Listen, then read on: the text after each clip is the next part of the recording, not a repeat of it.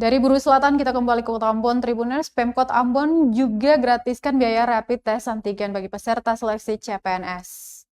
Rapid test antigen bagi calon pegawai negeri sipil atau CPNS yang akan mengikuti seleksi kompetensi dasar di pemerintah Kota Ambon digratiskan. Seperti diketahui, rapid test antigen merupakan salah satu syarat yang diberikan kepada peserta SKD tahun ini. Wali Kota Ambon Richard Lohana PSI menegaskan hal tersebut saat konferensi pers di Balai Kota Ambon. Dengan digratiskannya rapid test antigen, katanya, bentuk bantuan pemerintah dalam membantu masyarakat di tengah pandemi COVID-19. Lohana PSI menambahkan, meski tidak diwajibkan sepenuhnya, calon CPNS yang ikut SKD diharapkan mengikuti vaksinasi COVID-19, karena nantinya kartu vaksin juga akan diperiksa. Dia berharap calon CPNS yang belum divaksin agar mendatangi gerai vaksinasi yang sudah disiapkan.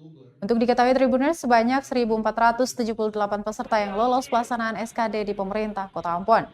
Pelaksanaan tes SKD sendiri dimulai 3 Oktober hingga 9 Oktober 2021 dengan lokasi tes di SMP Negeri 2 Ambon, Jalan Api Tulei, Kelurahan Silale, Kecamatan Nusaniwe, Kota Ambon. Pelaksanaan SKD dibagi dalam 4 sesi tiap harinya menggunakan sistem computer assisted test. Diharapkan kita sudah bisa mencapai herd immunity ya, ke 74.000. Itu cukup banyak yang mengikuti program P3K.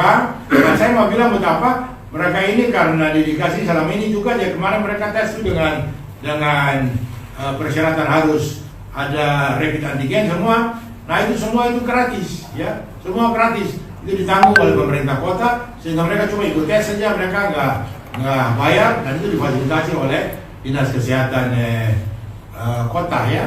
Kota secara khusus maupun Terima kasih sudah nonton. Jangan lupa like, subscribe, dan share ya.